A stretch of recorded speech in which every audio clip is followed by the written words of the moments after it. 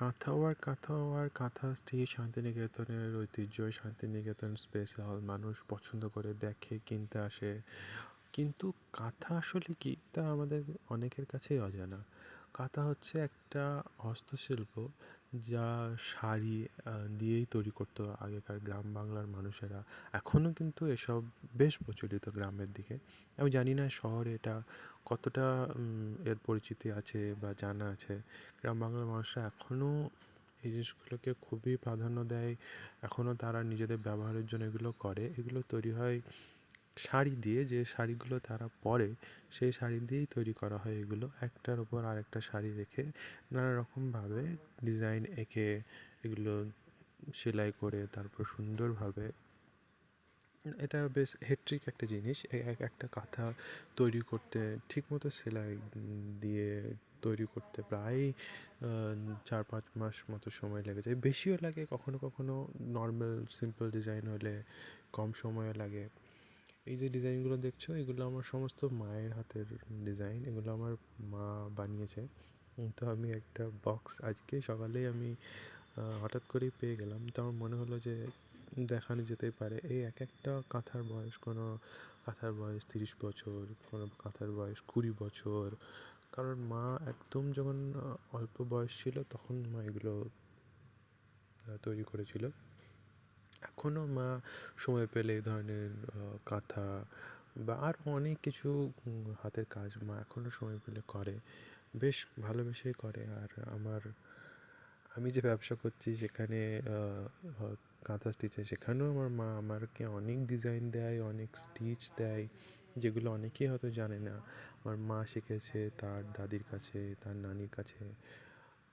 আমার এই কাজগুলি এখন আমি দেখেছি আমাদের ফ্যামিলিতে, রিলেটিভদের মধ্যে অনেকের কাছে এই ধরনের জিনিসপত্র আছে। সবাই পছন্দ করে।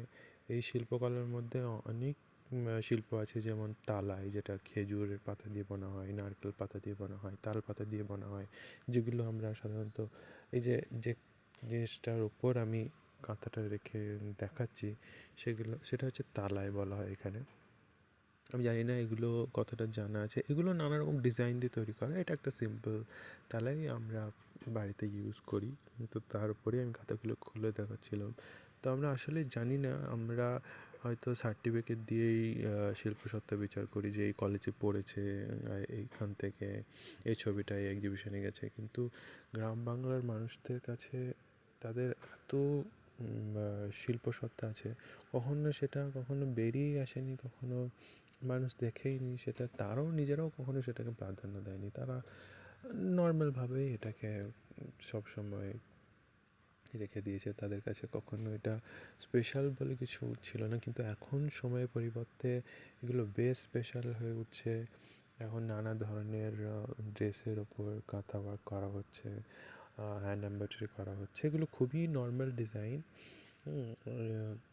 এগুলো ফাঁস দিয়ে এই সেলাইগুলো করা হয়। এখনও গ্রাম বাংলায় মানুষেরা প্রচুরভাবে এই ধরনের জিনিসপত্র তৈরি করে এবং ভালোবাসে এখনও।